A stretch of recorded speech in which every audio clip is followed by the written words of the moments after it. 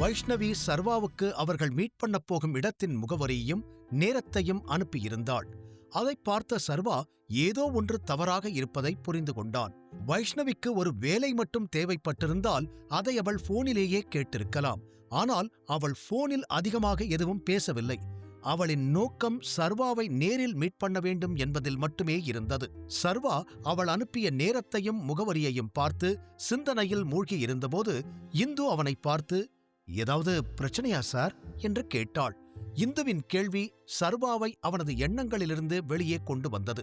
சர்வா உடனே இந்துவை பார்த்து எதுவும் இல்லை என்பது போல மெதுவாக தலையை ஆட்டி, எவ்ரிதிங் இஸ் ஃபைன், ஆனா நான் இப்போ உடனே போகணும், நான் உங்களை அப்புறம் மீட் பண்றேன் என்று சொல்லிவிட்டு சர்வா அங்கிருந்து வெளியே செல்ல ஆரம்பித்தான். அப்போது பாரதியும் மிதாலியுடன் வெளியே வந்தாள். அவர்கள் மூவரும் வெளியே வந்ததும் பாரதி சர்வாவிடம், மத்த இன்கிரீடியன்ட்ஸ் ஆர்டர் பண்ண எனக்கு கொஞ்சம் ஹெல்ப் வேணும் குட்டி என்றாள். அதைக் கேட்ட இந்து பாரதியை பார்த்து, உங்களுக்கு அவசரம் இல்லைன்னா நான் ஜென்ஸ் கொஞ்சம் பேரை வர சொல்றேன், அவங்க உங்களுக்கு ஹெல்ப் பண்ணுவாங்க, அவங்களே எல்லா திங்ஸையும் எடுத்து நம்ம வேர்ஹவுஸ்ல வச்சிருவாங்க மேடம் என்றாள். பாரதி சர்வாவை பார்த்து, அப்போ ஓகே, நான் அவங்க வர வரைக்கும் இங்க வெயிட் பண்றேன் என்றாள். ஆனா நான் இப்போ உடனே வெளியே போகணுமே, நான் போற வழியில உங்களை டிராப் பண்ணிட்டு போலான்னு பார்த்தேன், இப்ப என்ன பண்றது என்று கேட்டான் சர்வா. அதற்கு பாரதி சர்வாவை பார்த்து, ஒன்னும் ப்ராப்ளம் இல்ல, நான் டாக்ஸில போய்க்கிறேன், நீ உன்னோட ஒர்க்க பாரு குட்டி என்றாள். உடனே சர்வா தன் பாக்கெட்டிலிருந்து டெபிட் கார்டை எடுத்து பாரதியிடம் கொடுத்து, நான் ஃபர்ஸ்ட் சொன்ன மாதிரி தான், இதுல நீங்க என்ன வேணும்னாலும் ஆர்டர் பண்ணிக்கோங்க, நான் இப்ப கிளம்புறேன் என்றான். அதைக் கேட்ட பாரதி அவனை பார்த்து தலையசைத்து, பார்த்து போ குட்டி என்றாள். அதற்கு சர்வா, ஓகேமா, நான் பாத்துக்கிறேன், உங்களுக்கு ஏதாவது பிரச்சனைனா நீங்க எனக்கு உடனே கால் பண்ணுங்க என்று சொல்லிவிட்டு உடனே அங்கிருந்து வெளியே போனான். சர்வா கம்பெனியை விட்டு வெளியே வந்த நேரத்தில் வைஷ்ணவியும் மதுமிதாவும் அவர்களின் ஃபுல் பிளானையும் மறுபடியும் ஒருமுறை சொல்லி பார்த்து கொண்டிருந்தார்கள். வைஷ்ணவி முதலில் சர்வாவுக்கு கால் பண்ணி பாவமாக பேசி அவனை அவர்கள் சொல்லும் இடத்திற்கு வர வைக்க வேண்டும். சர்வா அங்கே வந்ததும் வைஷ்ணவி சர்வா அருகில் கொஞ்சம் நெருக்கமாக அமர வேண்டும். பிறகு வைஷ்ணவி சர்வாவிடம் ஒரு முத்தம் கேட்க வேண்டும். சர்வா அவளுக்கு முத்தம் கொடுக்கும்போது மதுமிதா சர்வாவுக்கு தெரியாமல் அதை போட்டோ எடுத்து அம்பிகாவுக்கு அனுப்ப வேண்டும். பிறகு அவர்கள் பேசியபடி அம்பிகாவிடமிருந்து பணத்தை வாங்க வேண்டும். இதையே மீண்டும் மீண்டும் அவர்கள் சொல்லிக் கொண்டிருந்தார்கள். ஆனால் வைஷ்ணவிக்கு அந்த பணத்தை பற்றிய எண்ணம் அவள் மனதிலிருந்து போகவே இல்லை. அப்போது மதுமிதா அவளிடம், அவன் உன்னை மீட் பண்ண வரேன்னு சொல்லிட்டானா என்று கேட்டாள். ஆமா, வரேன்னு சொல்லிட்டான், ஆனா நான் பண்றது எல்லாம் சரியா இல்ல தப்பான்னு எனக்கு தெரியல மது என்றாள் வைஷ்ணவி பாவமாக.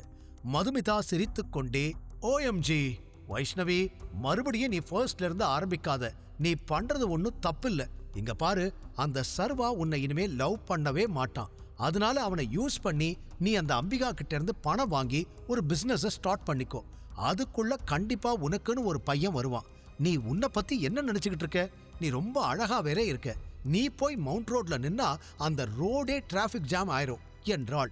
இதை கேட்ட வைஷ்ணவி மதுமிதாவுடன் சேர்ந்து சத்தமாக சிரிக்க ஆரம்பித்தாள். அப்போது சர்வாவும் தனது காரை வைஷ்ணவி சொன்ன இடத்தின் பார்க்கிங்கில் நிறுத்தியிருந்தான். வைஷ்ணவி அவனை வர சொன்ன இடத்திற்கு அவள் சொன்ன நேரத்திற்கு முன்பே வந்திருந்தான் சர்வா. அவன் அங்கே சீக்கிரமாக வந்ததற்கு காரணம் அவனுக்கு இருந்த சந்தேகத்திற்கு அவன் விடையை கண்டுபிடிக்க விரும்பினான். ஆனால் அவனுக்கு அங்கே எந்த பிரச்சனையும் தெரியவில்லை. அவன் காரில் இருந்தபடியே அந்த இடத்தை சுற்றிலும் பார்த்தான். ஆனால் சந்தேகப்படும்படி எதுவும் இல்லை. அந்த நொடியில் சர்வாவின் கண்கள் வைஷ்ணவியின் மீது விழுந்தன. அவளும் மதுமிதாவும் ஒருவருக்கொருவர் பேசி சிரித்துக்கொண்டே ஒரு டாக்ஸியிலிருந்து இறங்கினார்கள். மதுமிதா வைஷ்ணவியின் பெஸ்ட் ஃப்ரெண்ட் என்பது சர்வாவுக்கு தெரியும். ஆனாலும் இங்கே ஏதோ தவறு இருப்பதாக அவன் உணர்ந்தான். வைஷ்ணவி மதுமிதாவையும் அழைத்து வருவதாக அவள் சர்வாவிடம் சொல்லவில்லை. அதே நேரத்தில் சர்வாவுக்கு மதுமிதாவை பிடிக்கவே பிடிக்காது என்பது வைஷ்ணவிக்கு நன்றாக தெரியும். ஆனால் இப்போது மதுமிதா அங்கே வந்த பிறகு வைஷ்ணவி மீண்டும் ஏதோ விளையாடப் போகிறாள் என்பதை சர்வாவும் தெளிவாக புரிந்து கொண்டான். சர்வா தனது காரிலிருந்து இறங்கி பாரை நோக்கி நடக்க ஆரம்பித்தான். உள்ளே சென்றதும் சர்வாவால் வைஷ்ணவியை எளிதாக பார்க்க முடிந்தது. ஆனால் இப்போது அவன் கண்கள் மதுமிதாவை தேடிக் கொண்டிருந்தன. மதுமிதா வைஷ்ணவி இருந்த இடத்திலிருந்து சில டேபிள்கள் தள்ளி அமர்ந்திருப்பதையும் அவள் தனக்காக ஒரு ஜூஸ் ஆர்டர் செய்திருப்பதையும் சர்வா பார்த்தான். அதை பார்த்த பிறகு சர்வாவின் சந்தேகம் கொஞ்சம் கொஞ்சமாக உறுதியானது. ஆனாலும் அவன் வைஷ்ணவியை நோக்கி நகர ஆரம்பித்தான். சர்வா வைஷ்ணவியின் அருகில் வந்தவுடன் வைஷ்ணவி தன் இருக்கையிலிருந்து எழுந்து நின்று, "ஹாய் சர்வா" என்றாள். அவள் குரலில் இனிமையும் வெட்கமும் கலந்திருந்தது. அவள் குரலைக் கேட்டதும் வைஷ்ணவி ஏதோ ஒரு குற்ற உணர்ச்சியில் இருப்பது போல் சர்வாவை உணர வைத்தது. சர்வா அவளை பார்த்து புன்னகைத்து, "ஹாய், வந்து ரொம்ப நேரம் ஆச்சா? இவ்வளவு தூரம் தனியாவா வந்த? இல்லை யாராவது கூட வந்திருக்காங்களா?" என்று கேட்டாள். மதுமிதா அங்கே இருப்பதைப் பற்றி வைஷ்ணவி என்ன சொல்கிறாள் என்று தெரிந்து கொள்ளவே சர்வா இந்த கேள்வியைக் கேட்டான். அதற்கு வைஷ்ணவி உடனே, "இல்ல, யாரும் என் கூட வரல, நான் தனியாத்தான் வந்தேன்" என்றாள். இதைக் கேட்ட பிறகு இந்த மீட்டிங் வைஷ்ணவி அவனுக்கு விரித்த வலையைத் தவிர வேறில்லை. இதில் தன்னை அவள் சிக்க வைக்க விரும்புகிறாள் என்பதை சர்வா இப்போது முழுமையாக புரிந்து கொண்டான். ஆனாலும் அவள் என்ன செய்யப் போகிறாள், எப்படி செய்யப் போகிறாள் என்று சர்வாவுக்கு எதுவும் தெரியவில்லை. இப்போது அவன் இங்கு வந்துவிட்டதால் இனி ஒவ்வொரு அடியையும் மிகவும் கவனமாக எடுத்து வைக்க விரும்பினான். சர்வா மெதுவாக தலையசைத்து வைஷ்ணவியிடம், "ப்ளீஸ் உட்காரு" என்று சொல்லிவிட்டு அவனும் அங்கே உட்கார்ந்தான். ஆனால் வைஷ்ணவி உட்காராமல் நின்று கொண்டே இருந்தாள். "என்னாச்சு? உட்காரு" என்றான். அதற்கு வைஷ்ணவி இல்லை என்று தலையையாட்டி, "நான் உன்னை எவ்வளோ ஹர்ட் பண்ணிருக்கேன்னு எனக்கு நல்லா தெரியும். அப்படி இருக்கும்போது என்னால எப்படி உன் முன்னாடி உட்கார முடியும்" என்றாள். இன்று வைஷ்ணவியின் வார்த்தைகள் சர்வாவுக்கு மிகவும் இனிமையாக தெரிந்தன. அப்போது அவன் மனதில் வைஷ்ணவி உண்மையில் மன்னிப்பு கேட்கப் போகிறாளா, அவள் தன்னை மன்னிப்பு கேட்க மட்டும்தான் இங்கே அழைத்தாளா? ஆனால் அவன் மதுமிதாவை பற்றி கேட்டபோது அவள் ஏன் பொய் சொன்னாள் என்று யோசித்துக் கொண்டிருந்தான். ஆனால் சர்வா வைஷ்ணவியின் வார்த்தைகளை நம்பவில்லை. அவன் ஏற்கனவே ஒருமுறை ஏமாற்றப்பட்டான். மீண்டும் ஒருமுறை ஏமாற்றப்பட விரும்பவில்லை. "அதையெல்லாம் மறந்துரு, தயவு செஞ்சு உட்காரு. நீ இப்படி நின்னுகிட்டு இருந்தா எல்லாரும் நம்மளையே பாப்பாங்க. அதனால ப்ளீஸ் உட்காரு" என்றான். இதைக் கேட்ட வைஷ்ணவி சரி என்று தலையசைத்துவிட்டு ஒரு சேரை சர்வாவின் சேருக்கு அருகில் கொண்டு வந்து போட்டு அவன் அருகில் அமர்ந்தாள். இப்போது வைஷ்ணவியின் சேரும் சர்வாவின் சேரும் அருகருகே இருந்தது. அப்போது பார்க்க அவர்கள் இருவரும் ஒருவருக்கொருவர் நெருக்கமாக அமர்ந்திருப்பது போல் இருந்தது. சர்வா வைஷ்ணவியின் ஒவ்வொரு அசைவையும் மிகவும் கவனமாக பார்த்து கொண்டிருந்தான். வைஷ்ணவியிடமிருந்து சற்று விலகி அமர்ந்து அவளை பார்த்து, "சரி சொல்லு, நீ எதுக்கு என்ன மீட் பண்ணணும்னு சொன்ன?" என்று கேட்டான். வைஷ்ணவி சில நொடிகள் அமைதியாகவே இருந்தாள். அவளுக்கு எப்படி உரையாடலை தொடங்குவது என்று தெரியவில்லை. அவள் சில நிமிடங்கள் எடுத்துக்கொண்டு இறுதியாக ஒரு ஆழமான மூச்சை இழுத்து, "ஃபர்ஸ்ட், நான் உனக்கு பண்ணதுக்கு சாரி சொல்லணும்னு விரும்புறேன். I am really sorry. உன்னால முடிஞ்சா ப்ளீஸ் என்னை மன்னிச்சிடு" என்றாள். "பரவாயில்ல, நீ என்கிட்ட மன்னிப்பெல்லாம் கேட்க வேண்டாம். எப்படி பார்த்தாலும் எனக்கு உன் மேல எந்த கோபமும் இல்லை. ஆனா இப்ப உனக்கு என்ன வேணும், அதை மட்டும் சொல்லு" என்று கேட்டான். இந்த கேள்வியைக் கேட்டு வைஷ்ணவி மீண்டும் அமைதியாகி விட்டாள். பின்னர் அவள் மீண்டும் ஒரு ஆழமான மூச்சை எடுத்து, "நாம 2 பேரும் ஃபர்ஸ்ட் எப்படி இருந்தோமோ அப்படி மறுபடியும் நாம 2 பேரும் இருக்க முடியுமா?" என்று கேட்டாள். இறுதியாக வைஷ்ணவி சர்வாவின் முன் அவளது ட்ரம்ப் கார்டை போட்டாள்.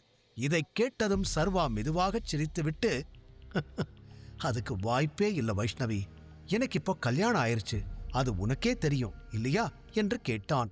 அதற்கு வைஷ்ணவி தெரியும் என்பது போல தலையசைத்துவிட்டு, "ஓகே, அப்போ நம்ம நல்ல ஃப்ரெண்ட்ஸா இருக்கலாமா ப்ளீஸ்" என்றாள். வைஷ்ணவி சொன்னதைக் கேட்ட சர்வா மீண்டும் ஒரு கணம் அவளை பார்த்து, "ஃப்ரெண்ட்ஸா? ஓகே, அதுல எந்த பிரச்சனையும் இல்லை" என்றான். இதைக் கேட்ட வைஷ்ணவி மெதுவாக மதுமிதா அமர்ந்திருந்த திசையில் தன் பார்வையை திருப்பினாள்.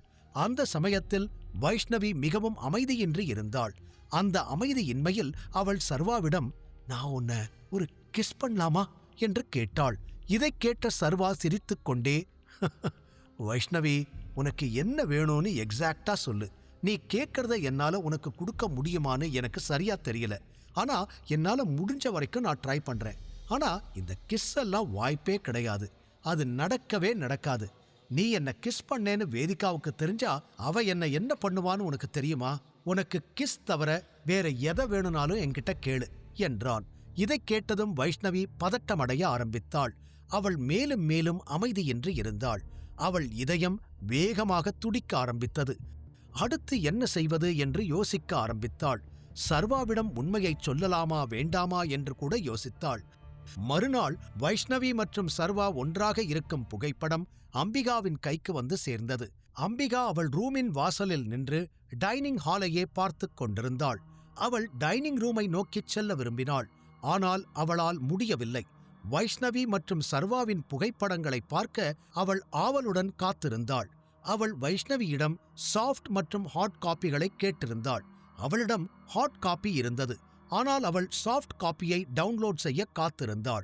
அப்போது குணசேகரன் அவளிடம் வந்து, அம்பிகா, என்னாச்சு, நீ இன்னும் சாப்பிட போகலையா என்று கேட்டார். இதைக் கேட்டதும் அம்பிகா குணசேகரனை பார்க்க ஆரம்பித்தாள். சாப்பிட மறுக்க முடியவில்லை. ஏனென்றால் சாப்பிட நேரமாகிவிட்டது. அதனால் அவள் ஒரு ஆழ்ந்த மூச்சை எடுத்து போட்டோஸை டவுன்லோட் செய்ய காத்திருந்ததை விட்டுவிட்டு டைனிங் ரூமை நோக்கி நகர ஆரம்பித்தாள். சிறிது நேரம் கழித்து அம்பிகா டைனிங் டேபிளில் அமர்ந்திருந்தாள். ஆனால் அவளுக்கு சாப்பிட பிடிக்கவில்லை. அவளால் அதை தாங்கிக் கொள்ள முடியாமல், நான் உங்க எல்லாத்துக்கிட்டையும் ஒரு முக்கியமான விஷயத்தை பத்தி பேசணும்னு விரும்புறேன். நான் சொல்ல போறத கேட்டா நீங்க யாரும் அதை நம்ப மாட்டீங்க என்றாள். அதைக் கேட்டு வேறு யாரும் பதில் சொல்லும் முன் அதியமான் குறுக்கிட்டு, நீ என்ன பேசுற அம்பிகா என்று கேட்டார். நான் அந்த விஷயத்த சொல்றதுக்கு முன்னாடி நான் உங்க எல்லார்கிட்டையும் ஒரு கேள்வி கேட்க விரும்புறேன். நான் கேட்கலாமா என்று கேட்டாள். அதற்கு அதியமான் அவளை ஒரு கணம் பார்த்து, சரி, நீ என்ன கேட்க விரும்புறியோ அதை கேளு என்றார். அம்பிகா அதியமானிடம் ஒரு கேள்வி கேட்கப் போகிறாள் என்று நினைத்தபோது சர்வாவும் அம்பிகாவை கேள்வி கேட்கும் கண்களுடன் பார்த்து கொண்டிருந்தான். அம்பிகா என்ன சொல்லப் போகிறாள் என்பது அவனுக்கு தெரியும். ஆனால் அம்பிகாவின் வாயிலிருந்தே எல்லாவற்றையும் அவன் கேட்க விரும்பினான். பின்னர் அம்பிகா உற்சாகமாக, உங்க வீட்டு பொண்ணோட ஹஸ்பண்ட் உங்க வீட்டு பொண்ணை ஏமாத்திக்கிட்டு இருக்கான்னு நீங்க கண்டுபிடிச்சா நீங்க என்ன பண்ணுவீங்க? நீங்க அவங்க 2 பேரையும் பிரிச்சிருவீங்களா? அவங்கள டைவர்ஸ் பண்ண வச்சிருவீங்களா? இல்ல அப்பையும் ஒன்னா சேர்ந்துதான் வாழணும்னு அட்வைஸ் பண்ணுவீங்களா என்று கேட்டாள். அம்பிகாவின் வார்த்தைகளை கேட்ட தீரஜ் சிரித்தபடி, நீங்க சர்வாவை பத்தி பேசிக்கிட்டு இருக்கிற மாதிரி தெரியுதே என்றான். தயவு செஞ்சு மறுபடியும் உன் முட்டாள்தனத்தை ஆரம்பிக்காத என்று அதட்டினாள் வேதிகா. ஆனால் தீரஜின் சிரிப்பு நிற்கவே இல்லை. அவன் சிரித்துக்கொண்டே சாப்பிட்டுக் கொண்டிருந்தான். ஆனால் குணசேகரன் அம்பிகாவிடம், நீ தேவையில்லாம பேசிக்கிட்டு இருக்க. ஃபர்ஸ்ட் நீ என்ன சொல்ல வரேன்னு தெளிவா சொல்லு என்றார். நீங்க ஏன் திடீர்னு ரொம்ப உணர்ச்சி வசப்படுறீங்க என்று கேட்டாள் அம்பிகா. குணசேகரன் சிரித்துக்கொண்டே, நான் எங்க உணர்ச்சி வசப்பட்டேன்? நீ என்ன பார்க்கறத பார்த்தா நான் ஏதோ உன்னை ஏமாத்தின மாதிரி இருக்குது. சத்தியமா சொல்றேன், நான் உன்னை ஏமாத்தினதே இல்ல என்றார். இதைக் கேட்ட அம்பிகா தலையசைத்து, அது எனக்கு ரொம்ப நல்லாவே தெரியும். பட் ஃபார் யோர் இன்ஃபர்மேஷன், நான் உங்களை பத்தி பேசவே இல்லை. நான் இந்த வீட்டு மருமகனை பத்தி தான் பேசிக்கிட்டு இருக்கேன் என்றாள். இதைக் கேட்டதும் அவர்களின் வீட்டின் நடுவில் இடி விழுந்தது போல் இருந்தது. அம்பிகா சொன்னதைக் கேட்டதும் எல்லோர் காதுகளும் விரிந்து அவர்களின் கண்கள் சட்டென்று சர்வாவை நோக்கித் திரும்பின. ஆனால் அந்த சமயம் சர்வா நிம்மதியாக சாப்பிட்டுக் கொண்டிருந்தான். சர்வா உண்மையிலேயே வைஷ்ணவி தன்னை முத்தமிட அனுமதித்தானா? அம்பிகாவிடம் என்னென்ன போட்டோக்கள் இருக்கிறது? சர்வா எப்படி இந்த டிராப்பிலிருந்து தன்னை காப்பாற்றிக் கொள்ளப் போகிறான்? முழு கதையையும் கேட்டு மகிழ பாக்கெட் FM ஏப்பை டவுன்லோட் செய்யுங்கள். லிங்க் டிஸ்கிரிப்ஷனில் கொடுக்கப்பட்டுள்ளது.